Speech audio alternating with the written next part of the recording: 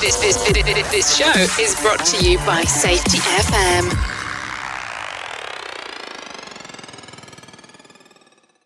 Warning!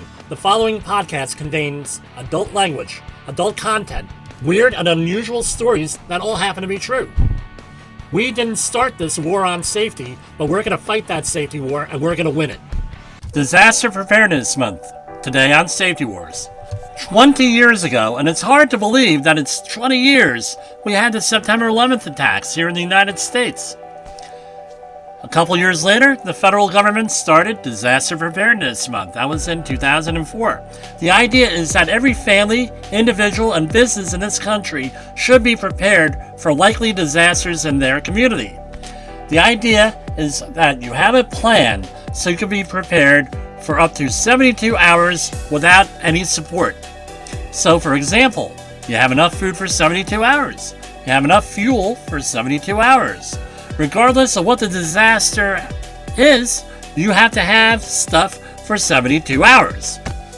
I think 20 years on, after the several disasters that we've had in this country, most professionals would agree that 72 hours may not be enough. You should have something like 2 weeks' worth.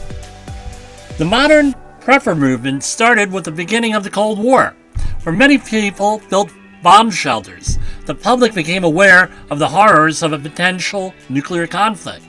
Then, in the late 1990s, you had Y2K.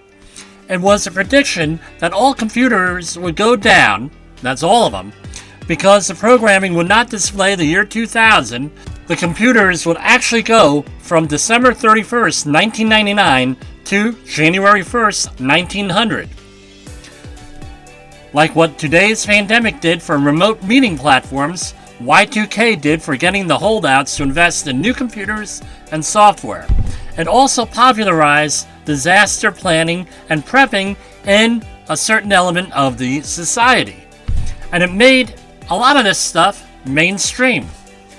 As it turns out, little or nothing happened with Y2K. There were very few, if any, disruptions and life went on. But you had a lot of people, some people I know, that had loads of disaster supplies on hand.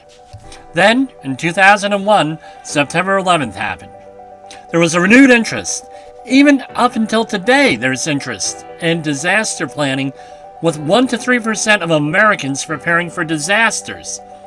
Whether it's having a couple of days of bottled water on hand, up to a full-blown disaster or bug-out shelter.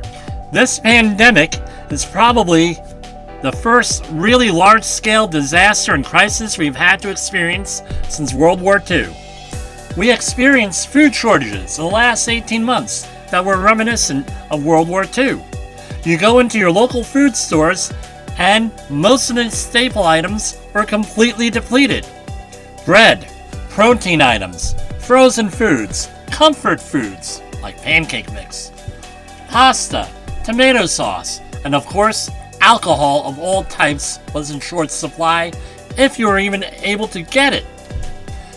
The big surprise for me was toilet paper. I don't get that toilet paper shortage. So, what's the main focus of Disaster Preparation Month? Make a plan.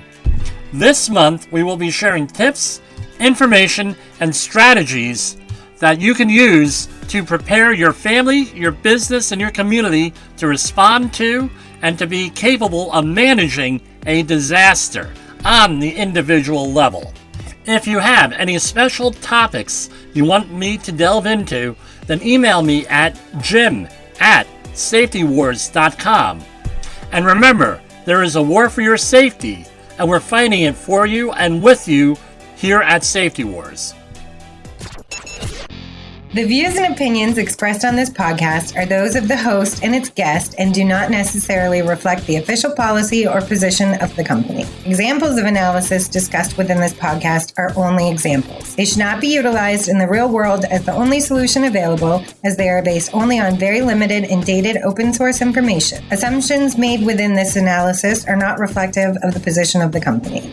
No part of this podcast may be reproduced, stored in a retrieval system, or transmitted in any form or by any means, mechanical, electronic, recording or otherwise without prior written permission of the creator of the podcast, Jay Allen.